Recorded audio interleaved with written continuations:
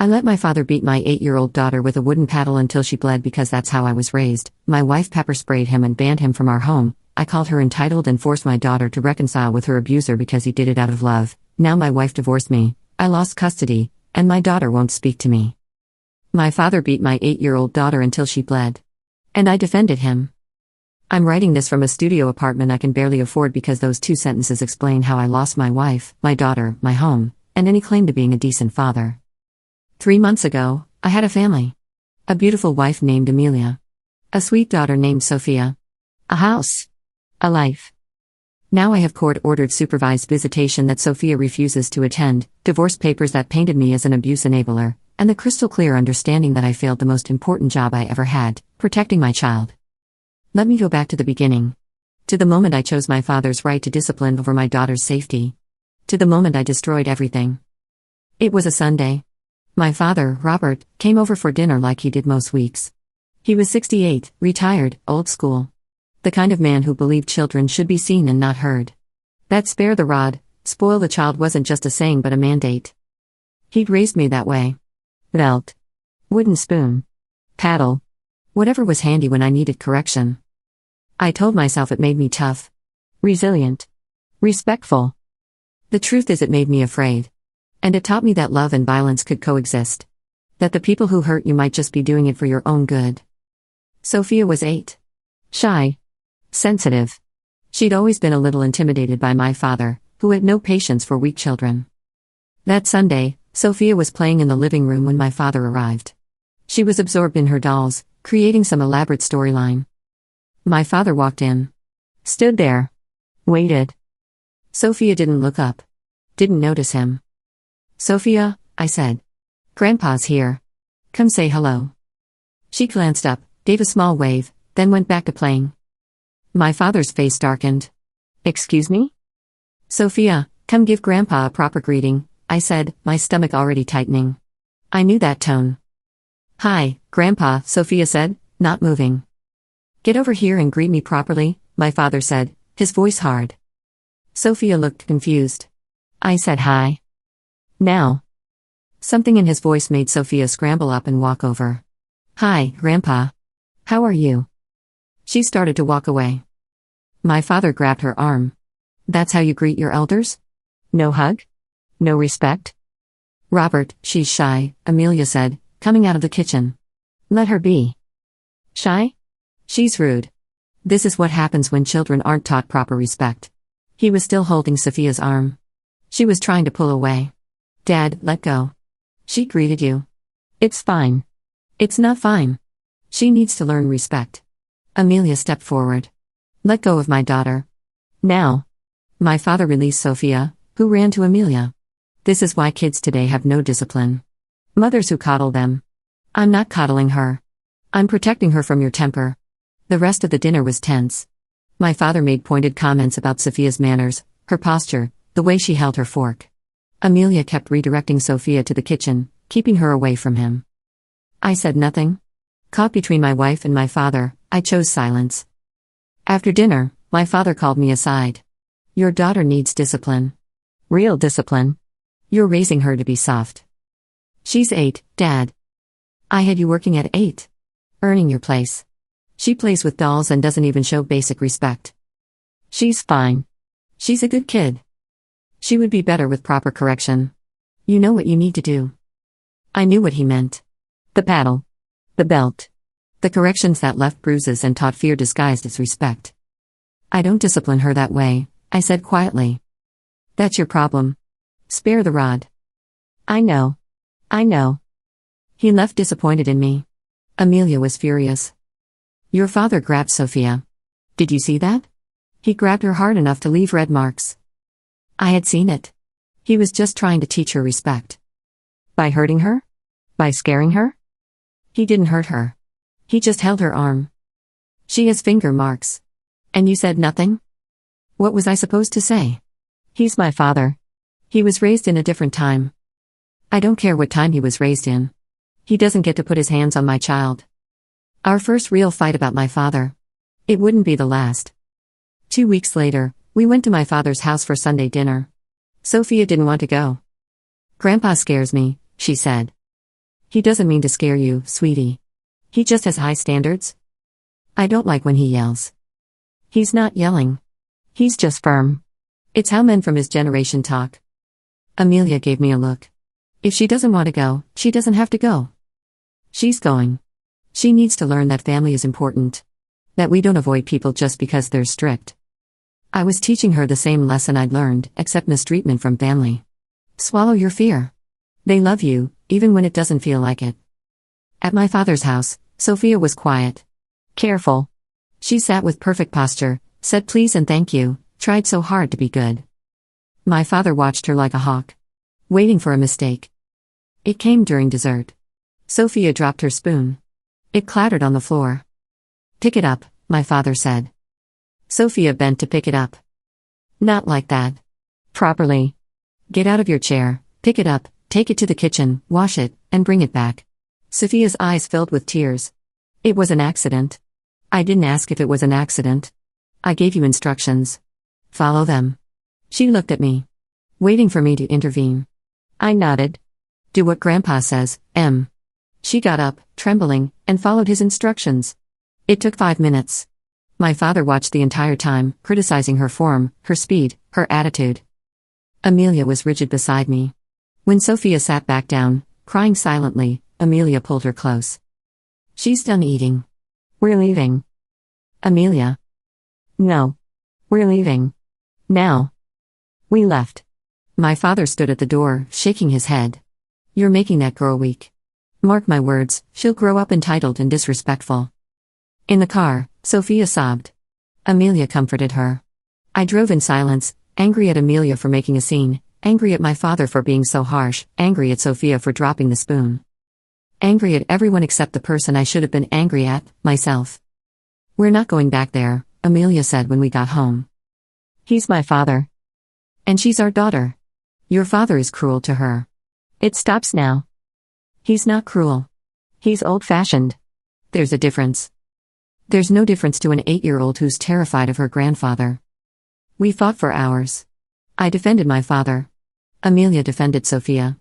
I accused her of being overprotective. She accused me of enabling abuse. We went to bed angry. The next Sunday, I went to my father's house alone. Amelia refused to bring Sophia. Until your father learns to treat Sophia with kindness, he doesn't get to see her, Amelia said. I was furious. You can't keep my daughter from my father. Watch me. At my father's house, I complained. Told him Amelia was being unreasonable. Controlling. Keeping Sophia from family over nothing. My father nodded. Women today don't understand discipline. Your mother never questioned my authority. That's why you turned out strong. Strong. Is that what I was? Or was I just broken in the exact way he wanted? This went on for a month. I'd visit my father alone. Amelia and Sophia stayed home. The rift in my marriage grew. Then came the day that ended everything. I was at work. Amelia called me, hysterical. You need to come home. Now. Your father showed up. He hurt Sophia. I called the police. My blood went cold. What? He showed up while you were at work. Demanded to see Sophia. I said no. He pushed past me, found Sophia in her room, and, her voice broke. He had a wooden paddle. He hit her. Multiple times. She's bleeding. I couldn't process it. Bleeding? Her legs. Her back. There's blood. The police are here. Ambulance is coming. Where are you? I left work. Drove home in a fog. This couldn't be real. My father wouldn't. But he would. Of course he would. He'd done it to me dozens of times. I arrived to chaos. Police cars. An ambulance. Neighbors watching. Sophia was on a gurney, crying, Amelia beside her holding her hand. I could see Sophia's legs, red welts, broken skin, bruising already forming. My father was in handcuffs, arguing with police. I was disciplining my granddaughter. That's not a crime. That's parenting. Sir, you broke into this home and assaulted a minor. I didn't break in. The door was unlocked. And I didn't assault anyone. I disciplined a disobedient child. I stood frozen. Amelia saw me. Where were you? I came as soon as you called. What happened? What happened? Your father broke into our house, dragged Sophia out of her room, and beat her with a paddle. That's what happened. One of the officers approached me. Sir, are you the father? Yes. Did you give your father permission to discipline your child? No. I mean, not today. I didn't know he was coming. But have you given him permission in the past to physically discipline your daughter? I hesitated. He's never been alone with her. He's never. Amelia cut in. Tell them the truth. Tell them you think this is acceptable. That you were raised this way. The officer's expression changed. Sir, are you saying you approve of this kind of discipline? It's complicated. My father comes from a generation where. Yes or no? Do you approve of beating a child with a wooden implement until she bleeds? Put that way, the answer should have been obvious. But I hesitated. Because saying no felt like betraying my father. Like admitting he'd abused me. Like opening a door I'd kept locked my whole life. I need to talk to my father, I said. Amelia's face went white. Are you kidding me right now? I walked over to where my father stood with the officers. Dad, what happened? I came to correct your daughter's behavior. That wife of yours has been keeping her from me, filling her head with nonsense about my discipline being wrong. Today I decided enough was enough. I let myself in, the door was open, found Sophia, and administered appropriate correction for her disrespect. You beat her until she bled. I disciplined her until the lesson was learned. The blood is unfortunate but not uncommon. You bled too, sometimes? It's part of the process. He said it so matter-of-factly. Like beating children until they bled was just normal. Expected. Right. And some sick part of me that was still 8 years old and terrified of him wanted to agree. Sir, we need to take your statement, an officer said to me. I gave my statement. Explained that my father had not had permission to enter our home or touch Sophia. But I also said things I shouldn't have. Things that made everything worse. My father is old school. He believes in physical discipline. I was raised that way. I don't necessarily agree with his methods, but I understand where he's coming from. He wasn't trying to hurt Sophia. He was trying to teach her respect. The officer wrote it all down. Amelia stood nearby, listening, her face getting harder with each word. Sophia was taken to the hospital. Amelia rode with her. I stayed to deal with police and my father. My father was arrested. Charged with assault on a minor and unlawful entry. He was released on bail that night. I picked him up from the station. Thank you, son, he said in the car. Your wife is going to try to turn this into something it's not. You need to stand firm. What I did was discipline, not abuse. Dad, Sophia is hurt. Really hurt. Children heal. The lesson is what matters. She'll remember this. She'll show proper respect next time. Next time. He thought there would be a next time. At the hospital, Sophia had 7 significant welts, 3 areas of broken skin, and severe bruising. The doctor documented everything, asked Sophia questions about what happened, and reported it to Child Services as required by law. Sophia cried when she saw me. Not happy crying. Scared crying. Daddy, Grandpa hurt me. He said I was bad. He said I needed to learn. I held her hand. I know, baby. I'm sorry. Are you mad at me? The question broke my heart. No, sweetie. I'm not mad at you. Grandpa said you told him I needed discipline. Is that true? I looked at Amelia. Her eyes were blazing. No, I lied. I never told him that. But I had. Not explicitly. But in every conversation where I defended his old-school methods. In every excuse I made. In every time I said he was from a different generation. I'd given him implicit permission. And Sophia had paid the price. We took Sophia home. She was in pain, traumatized, asking questions we didn't have good answers for. Why did Grandpa hit me? He thought he was teaching you something. Is he coming back? No, baby. He's not. Amelia put Sophia to bed. Then she turned to me with a rage I'd never seen. You picked him up from jail. You took your father's side. You stood there and made excuses for him to the police while our daughter was bleeding. I didn't take his side. Yes, you did.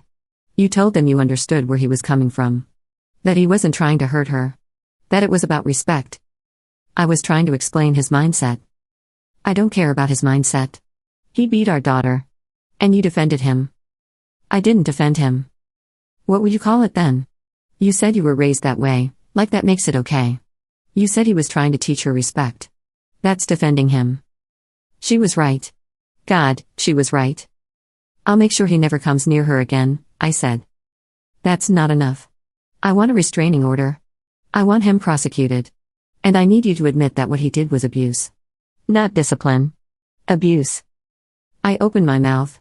The word stuck in my throat. Because calling it abuse meant admitting my father had abused me. For years. And I'd normalized it. Defended it. Perpetuated it. It's complicated. It's not complicated. Amelia screamed. He beat a child. Our child. There's nothing complicated about that. He did it out of love. The words came out before I could stop them. Amelia stared at me. What did you just say? I just mean, his intention wasn't to harm her. He loves her. He just has a different way of showing discipline. Get out. What? Get out of this house. Now. I can't look at you right now. Amelia. You just said he beat our daughter out of love. You're as sick as he is. Get out before I do something I regret. I left. Went to a hotel. Spent the night trying to understand how I'd become this person. This father who defended his child's abuser because he couldn't face the truth about his own childhood. The next day, Amelia filed for a restraining order against my father. Temporary order granted immediately, hearing scheduled for the following week. My father called me. You need to talk to your wife. She's overreacting. I have a right to see my granddaughter. Dad, you hurt her badly. I disciplined her. There's a difference. She had to go to the hospital. Children are resilient. She's fine. She's not fine. She's traumatized. She's scared. She's dramatic. Like her mother. You need to get control of your household, son. That's when it clicked. The language he used. Get control. Like Amelia and Sophia were property. Like his violence was authority. But I still couldn't say it. Couldn't call it abuse. Because that would mean accepting that my entire childhood had been a lie. That my father's love had been violence. That I'd been abused. So I tried to find middle ground. Tried to fix things without choosing sides. I called Amelia. I'm coming home. We need to talk. No. Amelia, please. I'm sorry for what I said. I didn't mean. You meant every word. You think your father beating Sophia was out of love. You can't see that it was abuse. Until you can, you're not welcome here. She's my daughter too. Then act like her father. Protect her. Choose her over your abuser. He's not. I stopped. Because I was about to say he's not an abuser. And suddenly, I couldn't say it. Not after seeing Sophia's injuries. Not after hearing her cry. Not after watching her ask if she was bad. I need time, I said. Take all the time you need. But you're not seeing Sophia until you can tell me, honestly, that what your father did was wrong. Not complicated. Not old-fashioned. Not out of love. Wrong. She hung up. The restraining order hearing was scheduled. My father hired a lawyer. Amelia had one too. The day before the hearing, my father called me. I need you to testify for me. Tell the judge that this is about a mother keeping a grandfather from his granddaughter. That I was disciplining Sophia appropriately and your wife overreacted.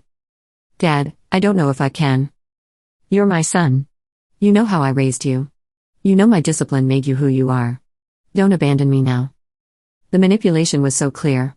But it still worked. Because he was my father. Because I wanted to believe the beatings had meant something. That they'd been for my own good. That admitting they were abuse would mean my whole childhood had been a lie. So I did the unforgivable. I testified for my father at the restraining order hearing. I sat in that courtroom and told the judge that my father was a good man who believed in old-fashioned discipline. Amelia sat across from me, holding Sophia's medical photos. Photos of the welts. The broken skin. The bruises that would take weeks to fade. And I testified for the man who caused them. Your Honor, my father comes from a generation where physical discipline was normal, I said. He raised me the same way. While I don't use those methods with my daughter, I understand his perspective. He wasn't trying to hurt Sophia. He was trying to teach her respect. The judge looked at me over her glasses. Mr. Patterson, are you aware that your daughter required medical treatment for her injuries? Yes, Your Honor. And you're testifying that this level of force was appropriate? I hesitated. The truthful answer was no. But saying no would mean betraying my father. Admitting he'd gone too far. Opening that door I kept locked. I'm testifying that my father's intentions were good, even if the execution was excessive. Excessive. I called beating my daughter until she bled excessive. Not criminal. Not abusive. Excessive. Amelia's lawyer stood up. Your Honor, may I ask Mr. Patterson a few questions? Proceed. She approached me. Mr. Patterson, you testified that your father raised you with physical discipline. Can you describe that discipline? Objection, my father's lawyer said. Relevance? I'm establishing a pattern of behavior, Your Honor. Overruled. Answer the question, Mr. Patterson. I swallowed hard. He used a belt. Sometimes a wooden spoon. Later, a paddle. When I misbehaved. How often? I don't know. Regularly. Weekly? Monthly? Weekly, I guess. Sometimes more. Did these punishments ever leave marks? Sometimes. Bruises? Yes. Broken skin? Sometimes, yes. Did you ever require medical treatment? I thought about the time I couldn't sit for a week. The time I hid blood in my underwear because I was afraid to tell my mother. The time I lied to a school nurse about falling. No, I lied.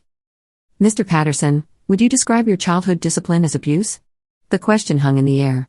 Everyone waited. My father stared at me, willing me to say no. To validate his methods. To confirm that everything he'd done to me was love. Sophia wasn't in the courtroom, too young, too traumatized, but I could picture her face. The fear. The pain. The confusion. No, I said quietly. It wasn't abuse. Amelia made a sound. Not quite a sob. More like the noise of something breaking. The judge looked disgusted. Let me be clear, Mr. Patterson. Your father entered your home without permission, physically struck your 8-year-old daughter multiple times with a wooden implement, causing injuries that required medical documentation. And you're testifying that this wasn't abuse? He didn't intend. Intent doesn't matter. Impact matters. Your daughter was harmed. Seriously. And you're defending the person who harmed her. I'm not defending. Yes, you are. Sit down. The judge granted the restraining order. Permanent. My father was prohibited from contacting or coming within 500 feet of Sophia or Amelia. He was also charged with assault on a minor, facing potential jail time. As we left the courtroom, Amelia wouldn't look at me. Amelia, please. Don't. Just don't. I was trying to be fair. She whirled on me. Fair? You think testifying for the man who beat our daughter is fair? You think telling a judge that it wasn't abuse is fair? I didn't say it wasn't abuse. Yes, you did. You said it was excessive discipline done with good intentions. That's saying it wasn't abuse.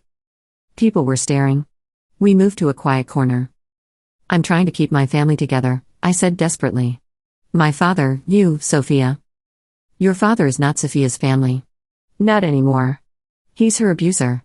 And you're choosing him over her. I'm not choosing. Yes, you are.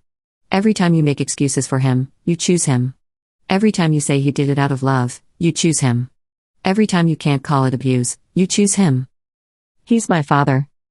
And she's your daughter. An 8-year-old child who needs you to protect her, not defend her abuser. I had no response. Because she was right. I'm filing for divorce, Amelia said. And for sole custody. And I'm going to make sure the court knows that you enabled this. That you testified for your father after he beat our daughter. That you're not safe. I would never hurt Sophia. You already did. You hurt her by choosing your father. By making her think his violence was somehow okay. By failing to protect her. She left. I stood in that courthouse hallway and realized what I'd done. I'd chosen wrong. Spectacularly. Unforgivably. The divorce moved quickly. Amelia's lawyer painted me as an abuse enabler. They had my testimony from the restraining order hearing. They had statements from Sophia's therapist about trauma. They had evidence that I'd continued contact with my father after he hurt Sophia. Because I had. I'd called him. Visited him. Tried to maintain a relationship while pretending I could also maintain my relationship with Amelia and Sophia. I thought I could have both. I was an idiot. The custody evaluation was brutal. A court-appointed psychologist interviewed me for hours. Why did you testify for your father? She asked. Because he's my father. Because I understand his methods, even if I don't agree with them. But you do agree with them, don't you? At least partially? It's complicated. It's not complicated, Mr. Patterson. Either beating a child until she bleeds is acceptable, or it's not. Which is it? I couldn't answer. Have you considered that your inability to protect your daughter stems from your own unresolved trauma? That you can't call your father's actions abuse because that would mean admitting he abused you? The words hit like a physical blow. He didn't abuse me. He disciplined me. He made me tough. Did he? Or did he make you afraid? Unable to set boundaries? Willing to sacrifice your own child's safety to avoid confronting your past? I started crying. In a stranger's office. 40 years old, crying about my childhood. I don't know how to admit it was abuse, I whispered. If I admit that, then my whole life. Everything I believed about my father, about my childhood, about why I turned out the way I did. It's all a lie. Not a lie. A survival mechanism. Children who are abused have to believe their abusers love them. Otherwise, the world is too scary. You've carried that belief into adulthood. And now it's costing you your daughter. She was right. God, she was right. The custody recommendation came back, supervised visitation only, pending therapy, and demonstrated ability to protect Sophia from my father. I was allowed to see my daughter once a week, for 2 hours, with a supervisor present. The first visit was devastating. Sophia came in holding Amelia's hand. She saw me and stopped. "Hi, baby girl," I said, trying to smile. "Hi, Daddy." She didn't run to me. Didn't hug me. Just stood there, uncertain. "You can go play with your dad," the supervisor said gently.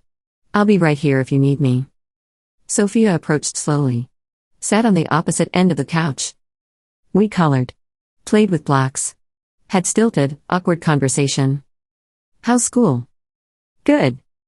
"Making friends?" "Yeah." "I miss you, Sophia." She didn't respond to that.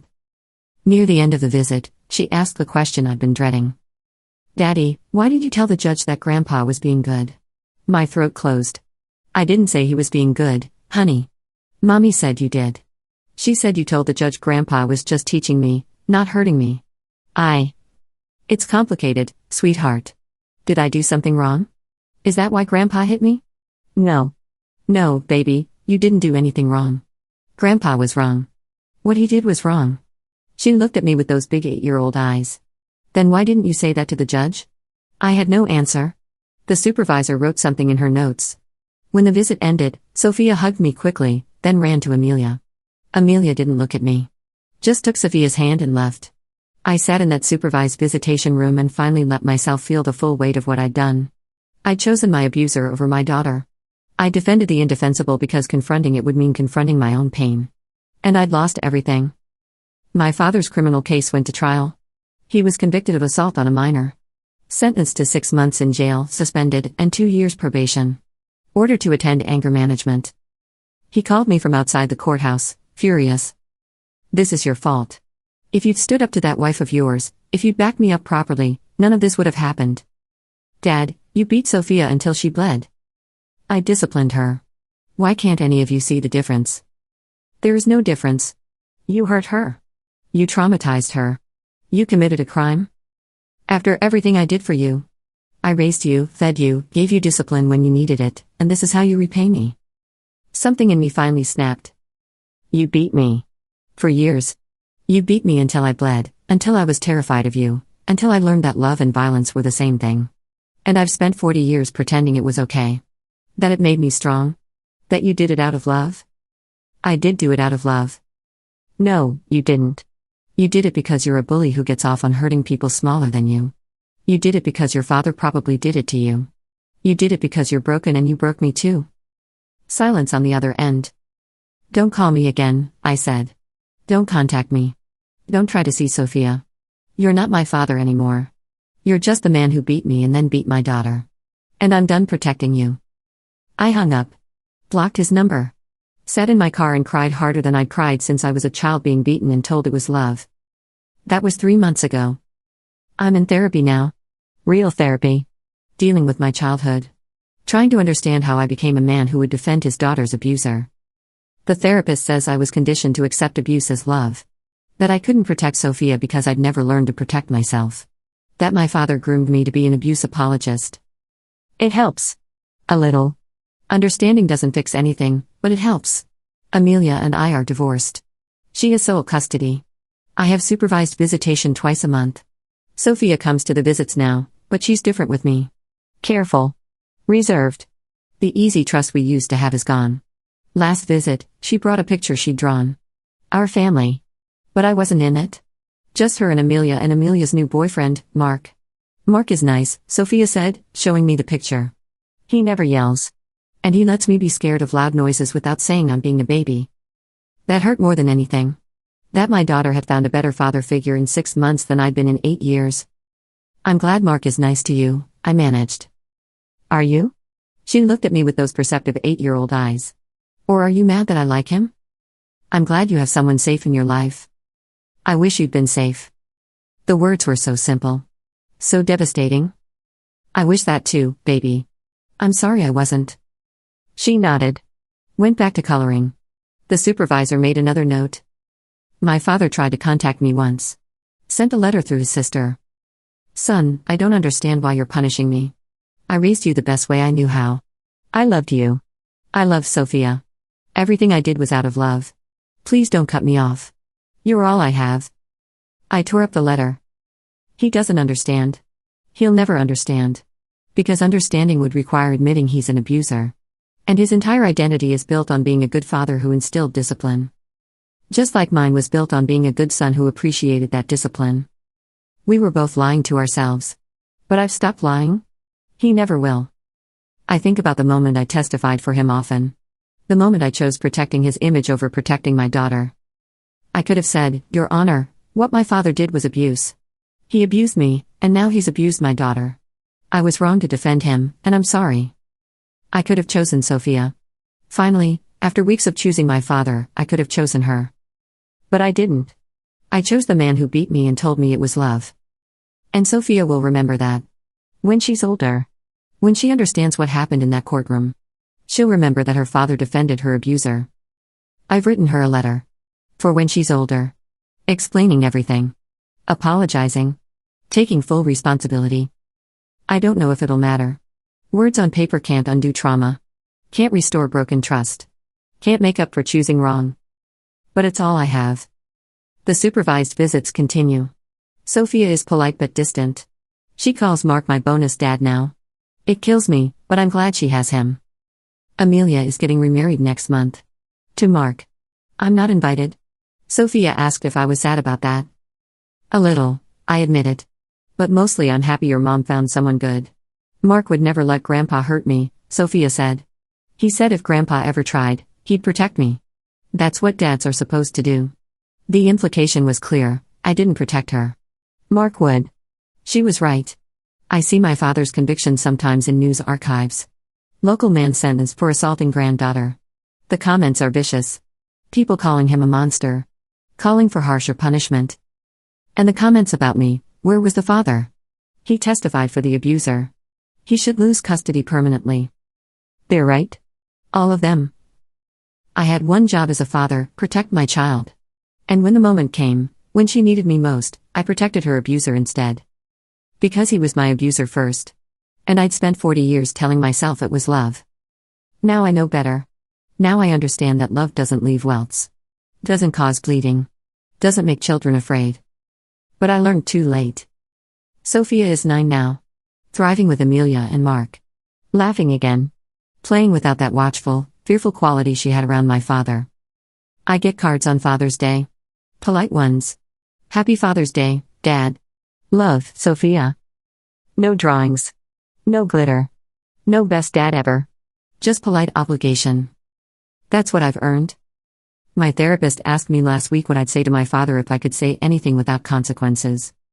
That he stole my childhood. And then he tried to steal Sophia's. And I almost let him because I was too broken to see that abuse isn't love, no matter what you call it. Would you say anything else? That I forgive him, maybe. Not for his sake. For mine. Because carrying his poison hasn't helped anyone. Do you forgive yourself? That's the harder question. I'm working on it. Working on becoming the father Sophia deserves, even if it's too late for her to trust me completely. Working on understanding that breaking cycles of abuse means admitting they exist. Working on accepting that some consequences can't be undone. That defending your child's abuser because you can't face your own abuse is unforgivable, even if it's understandable. Last month, Sophia's therapist asked if I'd be willing to do a joint session. Amelia approved it. Sophia agreed, reluctantly. We sat in that office, Sophia on one side of the room, me on the other, and the therapist asked Sophia what she needed from me. "I need you to say Grandpa was wrong," Sophia said quietly. "Really say it. Not that he made a mistake or went too far. That what he did was wrong and bad and that you're sorry you didn't stop him." This was my chance. My moment to finally choose right. "Grandpa was wrong," I said, looking at my daughter. "What he did to you was abuse.